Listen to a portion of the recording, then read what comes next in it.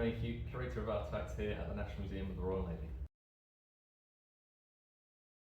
So one of the most famous parts of the Battle of Trafalgar was Nelson being mortally wounded as he walked to the deck of his ship. So that brings the question, why did officers walk around on deck? Wasn't that a really daft thing to do? And the reality is, no, it was actually a really sensible place for them to be. They were the most experienced man on the ship, and they were responsible for the ship's actions and for the safety for the entire crew, essentially. So if there was a movement of the enemy that they had to counter, the captain had to be there.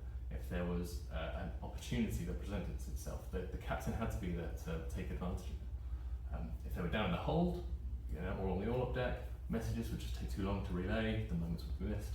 Being on deck was the place to be for those moments.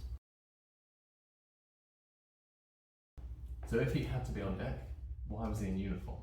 Wouldn't that have just drawn attention to it? Well, yes, but it was kind of a necessary evil. He had to be visible to the rest of his crew. If there was a message that had to get to him, they had to be able to see him. He was on HMS Victory, his flagship, and it would have had the flags saying it was a flagship, and the French would have recognised this. He was also quite famous at this point in time. He was about a foot shorter than Captain Hardy, who was walking around with him, and he only had one arm to Hardy's two, so he was easily identifiable. It was really hard to predict when anything would come. So you'd have round shots being fired even from the great guns of the enemy.